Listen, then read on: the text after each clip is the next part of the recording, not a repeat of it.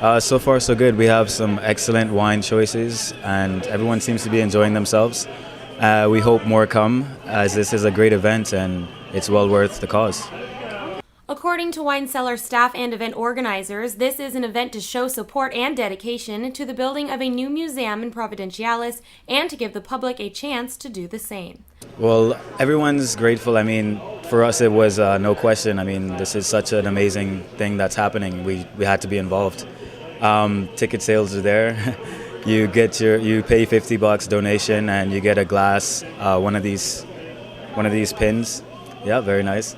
And you're welcome to sample wine, and we have a lovely spread here as well, and everything's going great.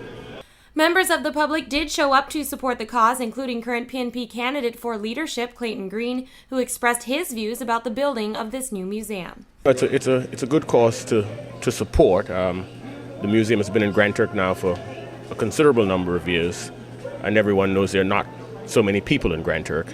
And so it's good that those involved in the museum have taken a decision to bring an arm of the museum, for want of a better expression, to Provo, where it'll certainly enjoy better patronage. And it says something about a country, I think, when you have things like national museums.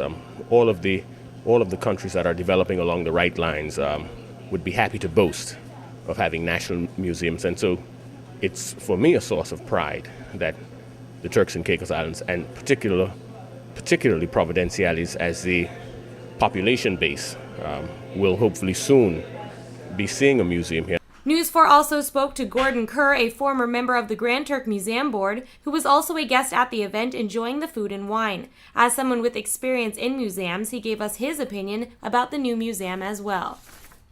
Well, the museum in Grand Turk's a very important part of the social fabric over there. It's been there now for, I think, about 15 years, and it's meant a lot to the island to have a lot of the artifacts brought back to the island, which used to be kept overseas, and it's really been a great benefit to the community.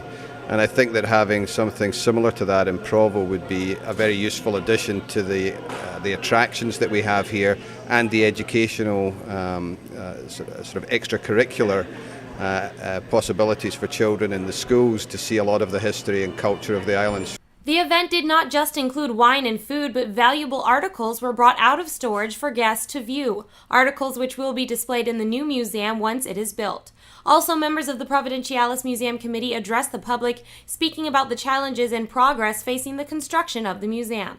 News 4 had the privilege to interview one of these members, Dr. Donald Keith, who plays a major role in the building of and maintenance of the current museum in Grand Turk, to find out what committee members are planning to raise more funding for the museum. Well, I wish I could say that we had something lined up right away. We don't, but there will be other events, certainly. All sorts of things have been talked about, so you can look forward to surprises in the future.